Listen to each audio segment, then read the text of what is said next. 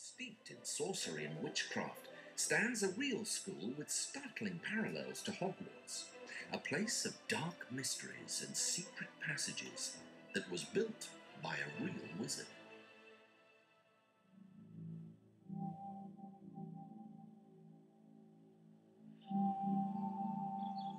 Gordonston, one of the most select boarding schools in Britain. Its former pupils include Prince Charles, and its traditions are as old as royalty. The school was originally home to Sir Robert Gordon, a 17th century sorcerer who, unlike Harry and his friends, had no qualms about dabbling in the dark arts. According to Scottish folklore, he sold his soul to the devil.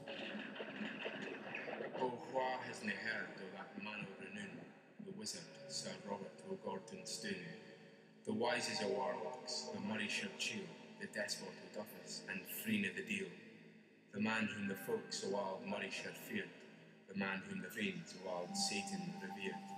Oh, never to mortal evil renown, like that of Sir Robert Gordonston.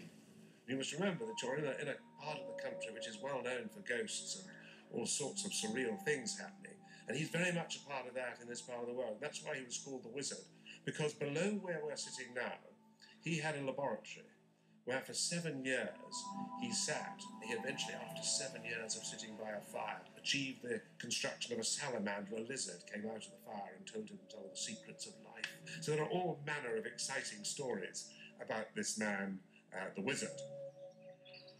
Sir Robert is buried beneath the old chapel. Legend has it he feared the devil would come to claim his soul, spurring him to construct the school's most unusual building, the Round Square. The purpose of this building was that he would have somewhere to hide when the devil came to catch him, because it has no corners at all.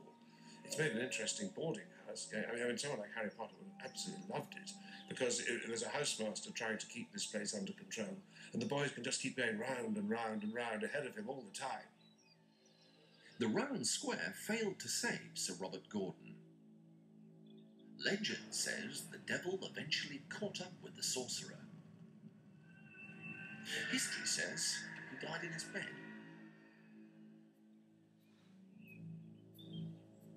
Like Hogwarts, Gordonston has its own secret passages. Now, there are several interesting stories about secret passages. There is one which we have yet to find, and there are probably young people digging for it even as we speak, which is a passage that goes right out to the cliffs and the sea, which is about half a mile away.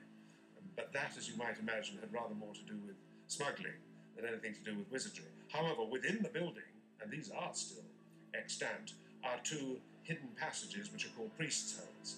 And these date from the time when there was a great period of religious persecution in the north of Scotland, and houses such as this had places where the family priest could be tucked away if enemy forces came to the door. I think part of the brilliance of J.K. Rowling's idea for Harry Potter was to use a traditional British boarding school as the setting. And the notion for kids all over the world, most of them never going to set foot anywhere near a British boarding school, let alone a traditional one, of being able to go to a school which is a magical place, as opposed to the humdrum school that they actually go to, is a stroke of genius.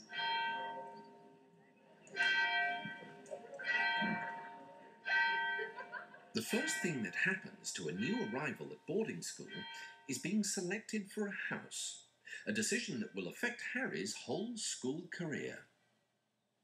I know all about the sorting hat at Hogwarts, which struck me as a very entertaining way of doing things. And then I thought, well, perhaps actually Gordonston isn't that much different in this respect either, because I think for the big wide world out there, it seems as if there is a type of sorting hat here. But in fact, you're looking at the sorting hat right now, in that parents may express a preference for where they wish their sons or daughters to go.